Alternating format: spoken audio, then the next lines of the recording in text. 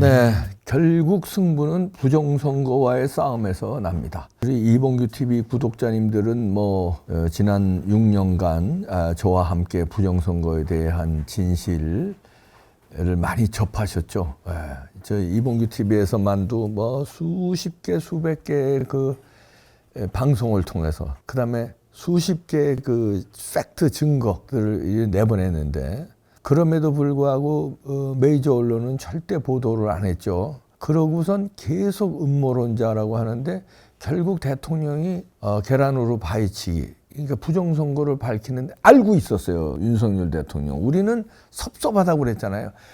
왜 대통령이 각종 그 정보를 다 취합하는데 왜 부정선거 외면하냐. 이러고 우리는 계속 외쳤는데 지금에 와서 생각하니까 대통령은 부정선거 증거를 잡고 있었어요. 보고를 받고. 근데 이걸 밝혀야 되는데 대법원에서 기각시키고 선거무효소송 기각시키잖아요. 아, 이거 대법원으로 가면 안 되겠구나. 그럼 어떻게 하지? 이렇게 해도 안 되고 저렇게 해도 안 되고 국민의힘에서도 부정선거에 대해서 자기의 생각과 같이 하는 사람이 없네. 거의 없네. 이만희 의원 정도 하나. 그다음에 김민전 의원 정도 한데 야, 이걸 의견 규합하면 또 나를 음모론자라고 몰겠지. 이래도 안 되고 언론은 또 취재를 안 하네. 그래서 고육지책으로 계엄을 터뜨린 건데요. 그러면서 담화문에서 발표하면 부정선거 논란이 콱 점화되겠다 계산을 했겠죠. 그런데도 마시는 알부민 남재현 원장이 직접 배합한 건데요. 혈액 운반에 좋고요. 간과 심장 컨디션 개선하고 단백질 공급합니다. 피로 회복에 좋고요. 이봉규 TV 단독 혜택입니다. 2+1 한정 특가인데요. 하루 한 병이면 충분합니다. 알부민 좋은 거 아시죠? 애국 기업이에요. 또 남재현 화이팅. 우리가 예상한 것보다는 부정선거 논란을 잠재우고 있습니다. 저희는 여기서 이제 지문 안 되죠. 메이저 언론이 왜 그럴까요? 생각을 해보시면 메이저 언론은 애써서 음모론자로 봅니다. YTN에서 사장이 부정선거 이거 대통령이 계엄을 하면서 나왔으니 팩트 체크 해보자 그랬더니 YTN에서 노조가 대놓고 YTN 진해 사장을 음모론자로 몰면서 팩트 체크 안 된다고 그래요. 아니 팩트 체크는 그야말로 팩트인지 아닌지 체크가 되는데 체크도 하지 말지요. 왜? 음모론자이기 때문에. 아니 이런 놈들이 왜 그럴까요? 이상하지 않아요? 왜 언론은 부정선거를 보도 안 할까? 윤 대통령이 계엄을 선포하면서도 얘기했는데 왜 조중동은 아직 안 움직일까? 이상하지 않습니까? 그 이유가 이제 밝혀지겠죠. 네, 그 이유가 몇 가지 이유가 있는데 제 추측입니다. 언론들은 중국의 영향을 직간접적으로 받고 있다. 그게 돈이든 아니면 술 처먹고 접대를 받았든 그건 자세히 모릅니다만 돈으로도 영향받은 언론들이 많습니다. 그러니까 이제 그 지배구조가 있잖아요. 그러니까 주식회사니까 지분 보면은 외국 자본이 많이 들어와 있어요. 그중에 중국 자본도 들어와 있고 중국 자본이 쓰리쿠션에서 싱가포르나 미국을 통해서 쓰리쿠션에서 들어왔는데 법인은 예를 들어서 투자한 법인은 미국이고 투자한 법인은 싱가포르인데 그 안에 주인이 대주주가 또 중국인이에요. 그러니까 중국 회사가 대놓고 투자한 게 아니라 3쿠션, 4쿠션으로 그런 지배구조들이 언론들이 있습니다. 어디라고는 얘기 안 합니다. 있습니다. 그리고 기자들 내지는 이 위에 대가리들, 그러니까 보도본부장, 보도국장, 편집국장 이런 사람하고 사주들 이 중국하고 관련된 사람들이 또 있어요. 하여튼 중국 가서 직사 대접을 받았다는 둥, 아니면 약점을 잡혔다는 둥, 아니면 개인적으로 권순이처럼 돈을 쳐받았다는 둥. 이게 이런 식으로 연결돼서 중국에서 부정선거 밝히는데 못 밝히게 압박을 하는 거 아니냐는 또 하나의 루트도 있습니다. 그 제 추측이고 계산이에요. 또 하나는 부정선거를 처음 주장하고 밝힌 게 언론이 아니에요. 기존 메이저 언론이 아니에요. 그러니까 유튜브라든가 선거에 떨어졌던 민경욱이라든가 황교안이라든가 이런 메이저 언론하고 상관없는 사람들이잖아요. 그 유튜브가 지금 몇 년째 또 유튜브에 몇 명이 저를 포함한 몇 명이 강하게 주장하고 있는데 자기네들이 뒤늦게 여기 뛰어들면 유튜브에 힘을 실어준다고 생각해요. 그러니까 얘네들은 지금 전쟁이라고 생각해요. 패러다임 전쟁. 그러니까 기존의 그 기성 언론들이 자기네들의 영역을 유튜브가 침범한다고 생각해요. 그러니까 이게 부정선거에서 무너지면 안 된다고 생각해요. 쟤네들이 선점을 부정선거를 했는데 이게 밝혀지면 유튜브가 이긴다. 우리는 후발주자가 된다. 그게 두려운 거예요. 어떻게 쌓아놓은 조선일보고 동아일보고 중앙일보고 어떻게 우리가 만드는 TV조선이고 JTBC고 MBN이고 채널A인데 이거를 유튜브들한테 밀리면 안 된다. 이런 그 시샘 내지는 그 뭐라 그럴까 영역 싸움이죠. 아니 우리가 그 영역을 침탈할 능력이 됩니까? 아니 유튜브라는 게 1인 미디어 아니에요. 아니 개인이 그저 혼자 하든가 끽해봐야 PD 한두 명하고 하는 놈의 1인 미디어하고 수백 명 기자 있는 조선일보 수백 명 동아일보하고 우리가 어떻게 경쟁을 해요? 우리는 경쟁이 안 돼. 그럼에도 불구하고 이 아젠다 부정선거 아젠다는 유튜브가 선점을 했기 때문에 여기에 말려 들어가면 안 된다. 그러니까 음모론으로 계속 밀어야 되는 거예요. 그리고 음모론을 주장하는 사람들, 민주당이라든가 좌파 평론가들 그런 사람들이 옳다고 쓱 내보내고 음모론이라고 주장하는 이준석을 띄우고 한동훈도 음모론자라고 그랬잖아요. 그걸 띄우고 그 사람 말들을 헤드라인에 쓰고 우리 같은 사람은 완전히 이상한 사람으로 취급하는 거죠. 그래야 자기들이 영역을 지킨다. 이렇게 크게 저는 두 가지라고 봅니다. 크게. 그러니까 어떤 그 세력에 의한 거, 그러니까 중국 자본이라든가 그 어떤 세력에 의한 그 눈치 보기, 돈의 눈치 보고 또 그들이 미는 그 세력들 있잖아요. 민노총이라든가 무슨 세력들, 그 눈치. 또 하나는 영역 싸움에 밀리면 안 된다는 절박함. 그러니까 말하자면 패권 경쟁 같은 거죠. 우리는 패권을 노릴 능력도 안 돼요. 아니 무슨 개인 미디어가 무슨 패권을 노려요. 우린 그저 부정선거 진실을 밝히자는 것뿐이지. 누가 조선일보 아성을 어떻게 우리가 깨요. 택도 없는 거예요. 그건 계란도 안 돼. 우리는 계란으로 바위치기도 안 돼. 계란도 안 돼. 솜사탕도 안 돼.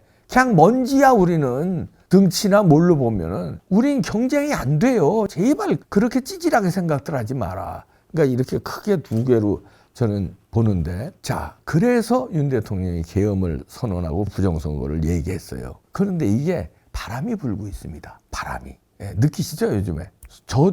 저는 왜 느끼냐면, 저를 많이 취재를 해요, 최근에. 근데 부정선거에 대해서 취재를 해요. 그동안에 취재를 안 했던, 조중동에서 취재한다는 게 아니라 그 중간급 언론들이 있어요. 조중동 말고. 그러나 다 유명한 언론들입니다. 거기에는 이제 일간지도 있고 주간지도 있고 월간지도 있고 인터넷 신문도 있고 그런데 그런 데서 이제 입지를 해요. 왜냐하면 그런 데는 조중동하고는 달리 패권 경쟁을 안 하거든요. 자기네들도 패권이라고 생각 안 하네. 조중동처럼 우리가 장악하고 있는데 이렇게 생각 안 하는 언론들이에요. 그러나 상당한 비중으로 몇십 년 동안 언론사의 자존심을 지켜온 언론들입니다. 그런 데서 가만 보니까 대통령이 부정선거로 계엄을 했네. 그럼 이거 팩트 체크는 해야 되는 거 아닌가? 부정선거가 맞는지 아닌지는 그러고 취재를 합니다. 그러면은 이제 저한테 이제 연락이 오고 전화로 취재하고 뭐 대부분 뭐 그런데 장시간 바쁜데 막 취재를 해요. 그러면은 질문이 이겁니다. 대부분이 부정선거의 증거가 확실한 증거가 뭐라고 생각합니까? 이래요. 그러면 저는 호통을 칩니다. 당신들 직무유기했다 지금까지. 부정선거가 하나면 내가 지금 얘기한다. 너무나 많은데 이런 거 하나도 취재 안 했지 않냐. 니네 이때까지. 계엄을 대통령이 선포하니까 이제 취재하는 거 아니냐. 지금까지 직무유기한 거다. 그랬더니 아무 말 못하더라고요. 제 야단을 쳤어요. 그러고서는 부정선거 증거를 생각나는 대로 쭉 얘기했어요. 그랬더니 슬슬 납득이 가는 거더라고요. 그래요? 그래서 또 야단 쳤습니다. 그것도 몰랐다는 거잖아요. 그래서 직무유기라는 거다. 그런 일이 있었어요? 그러니까 직무유기다. 말이 안 되네요? 그러니까 너들 직무유기한 거다. 왜 여태 입 쳐닫고 있고 왜 펜을 놀리지 않았느냐. 야단을 쳤습니다. 기자들마다. 심지어는 어떤 이름만 대면 다 아는 유명한 방송 앵커예요. 제 이름은 안 되겠습니다. 제가 부정선거 막 주장하고 그럴 때 저를 음모론자, 아주 친한 놈이에요. 친한 놈인데 형 동생하는 아주 친한 놈이에요. 방송 아주 잘하는 사람입니다. 음모론자로 막 부정선거 없다고 처음에 막 그러더라고요. 그러더니 나중에 이제 쭉쭉쭉쭉 나오는 게 부정선거 이게 월터 미베인 교수 논문 나오고 뭐 이렇게 하는 게 그래도 그 친구는 좀 빨리 깬 거예요. 나중에 저 술자리에서 울면서 그때 형 미안했어요 그러더라고. 한참 전의 일입니다. 그래도 그 친구는 빨리 깨운 거예요. 유명한 앵커예요. 그런데도 그 친구가 방송을 못해요. 왜? 자기는 나한테 눈물을 흘리면서 미안하다고 그랬는데 방송을 하자 그러면 위에서 막는다는 거예요. 위에. 그러니까 사장서부터 뭐 보도본부장, 뭐 보도국장 이런 위에 부정선거 부자도 꺼내지 못하게 한다는 거예요. 왜 그럴까요? 아까 얘기한 그 두 가지로 저는 해석합니다. 근데 이제는 지금 분위기가 달라졌어요. 그래서 이제 주제들이 오는데 그러면 지금은 이제 제가 그럼 다시 또 이제 증거를 하나씩 이제 뭐 백서가 나와 있어요. 부정선거 백서. 책으로 쫙 증거가 쫙 아주 알기 쉽게 정리된 백서가 있고요. 부정선거 다큐멘터리가 친절하게 영상으로 증거를 다 해놓은 다큐멘터리가 있습니다. 애니메이션으로도 나왔어요. 이봉규 TV에도 방영된 적이 있는데 한번 찾아보시기 바랍니다. 너무나 소상하게 사진과 함께 쫙 데이터, 증언 쫙 나와 있어요. 그럼에도 불구하고 그런 게 또 귀찮으시면 지금서부터 하나하나 또 다시 부정선거에 대해서 알려드립니다. 저뿐만 아니라 이렇게 하는 또 우리 부정선거 투사들이 많습니다.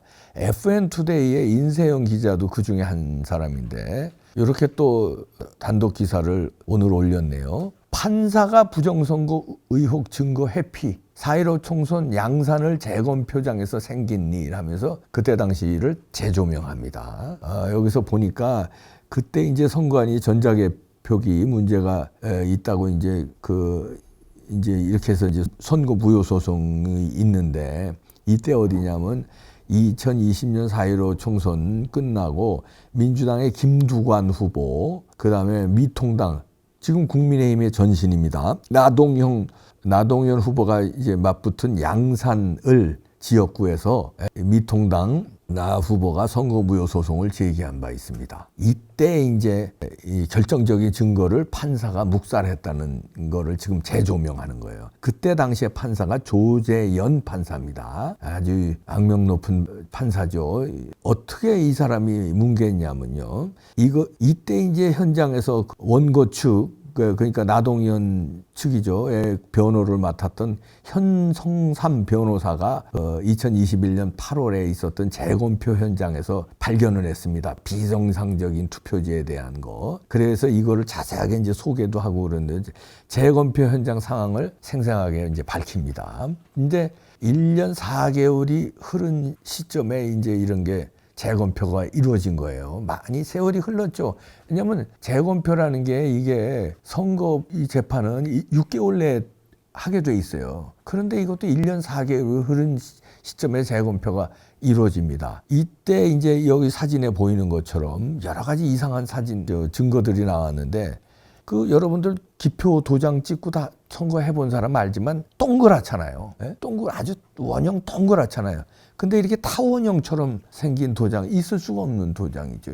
이거는 인쇄됐다는 거든지 아니면 뭐가 잘못된 이게 외부에서 들어온 인쇄되면 안 되는 겁니다. 투표용지 내가 찍은 거 아니에요. 투표용지는 인쇄되지만 찍은 거를 인쇄하면 안 되잖아요. 그럼 어디서 인쇄해가지고 쑤셔 넣었다는 얘기 아니에요. 왜냐하면 그 기표 도장은 동그랗잖아요. 그런데 이렇게 사진에 보듯이 길쭉한 타원형 이런 표가 대규모로 나왔어요. 그리고 여기 또 보면은 춤추는 시옷형 이런 것도 있을 수가 없는 도장이에요. 이런 것도 나왔고요. 이런 게 나중에 이상하게 이거는 잘못 찍어서 나오는 게 아니에요. 뭐 도장을 뭐 삐뚤어 찍거나 뭐 흘려 찍거나 해서 나오는 그게 아니에요. 그 도장은 딱딱하잖아요. 아무리 삐뚤어 찍어서 인주가 덜 묻거나 절반 묻거나 이럴 수는 있지만 타원형이 될 수는 없어요. 동그란 게 어떻게 잘못 찍는다고 타원형이 됩니까?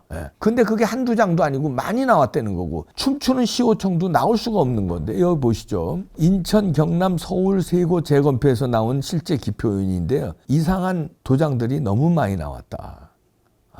는 얘기입니다. 그리고 관외 사전이 여기 그때 재검표할 때 총 7,000표 정도인데 3,500표 이상 투표지의 그 기표된 도장이 이상했다고 그때 밝힌 거예요. 그럼 뭐 절반 정도가 이상한 게 나온 거야. 그리고 또 결정적인 게 이 사진 보이시죠? 붙은 게 나와요. 이게 붙은 거. 아니 종이는 한 장 받잖아요. 그죠? 한 장 받아서 투표하고 그 투표함에 넣잖아요. 그런데 붙은 게 남아. 이거는 나중에 쑤셔 넣었다는 거죠.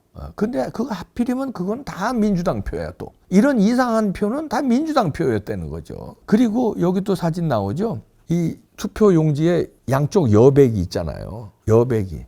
한쪽은 여백이 있는데 한쪽은 여백이 없는 이런 투표지. 그러니까 잘려나간 거죠. 이거는 바깥에서 인쇄해가지고 막 해다가 넣다 보니까 이게 잘못된 투표지인지도 모르고 넣은 거예요.